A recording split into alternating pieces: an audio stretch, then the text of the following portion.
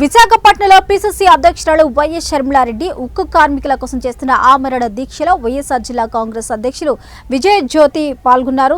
విశాఖ ఉక్కు యాజమాన్యాన్ని నిరంకుశ ధోరణి డిమాండ్ల సాధనపై కార్మికులు సమయబట్ట పడుతూ ఉంటే కనీస దిద్దుబాటు చర్యలకు దిక్కులేదంటూ ఆమె ఆరోపించారు.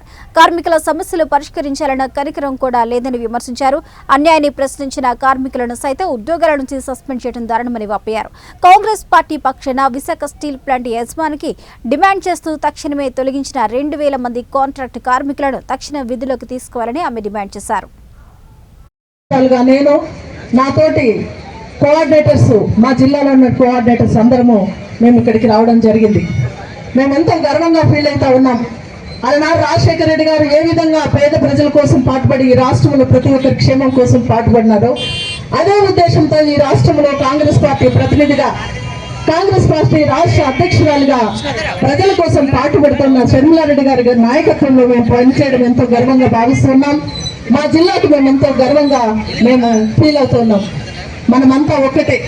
ఎవరైతే కష్టాల్లో ఉంటారో వారిని ఆదుకోవాల్సిన బాధ్యత ప్రతి ఒక్క నాయకునికి ఉంది.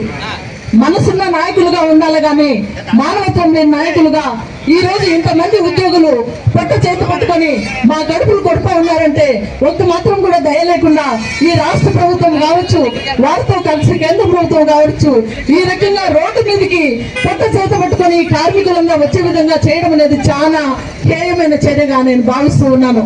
సోదరులారా, మీరందరూ గమనిస్తూ ఉన్నారు. ఇంతకు ముందు ఇప్పుడు ఎవరు మనకు పొట్టగొట్టారు, మన పిల్లల జీవితాలను బాగు చేయండి ఎవరు అనేది మనమందరం గుర్తించాలని ఈ సమయంలో మీ అందరికీ వేడుకుంటూ ఉన్నాను. షర్మిలారెడ్డి గారి గురించి నేను చెప్పాలి ఒక్కటే. రాజశేఖర రెడ్డి గారు ఏ రకంగా అయితే పట్టుదల కలిగి మానవతా హృదయంతో కరుణతో ప్రజలందరూ నా వాళ్ళు, నేను ఆ స్థానంలో ఉంటే అని ఏ రకంగా అనేక పథకాలు బట్టి ఈ రాష్ట్రాన్ని బాగు చేసినారో అదే ఉద్దేశంతో ఆవిడ వచ్చినారు. వారి నాయకత్వంలో మేమందరము ప్రజాసేవ చేయడానికి ఆమె ఎన్నుకున్న నాయకులందరము మేమంతా ఉన్నాం. మేము తప్పకుండా మీ అందరి సమస్యలు, మీ సమస్యలు కాదు మన సమస్యలు, ప్రతి బిడ్డ సమస్య, ప్రతి ఒక్క కుటుంబ సమస్య కాబట్టి దానికి పోరాడడానికి మేము సిద్ధంగా ఉన్నాము.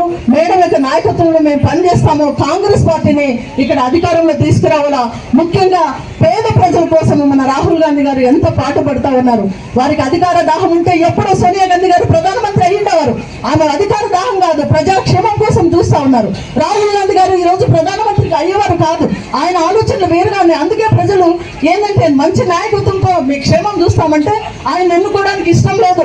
ఏదో స్వార్థంగా వాళ్ళ స్వార్థం కోసం చేస్తే ఒక పూటకు వచ్చే డబ్బుల కోసం ప్రజలంతా కలిసి అట్లాంటి నాయకులు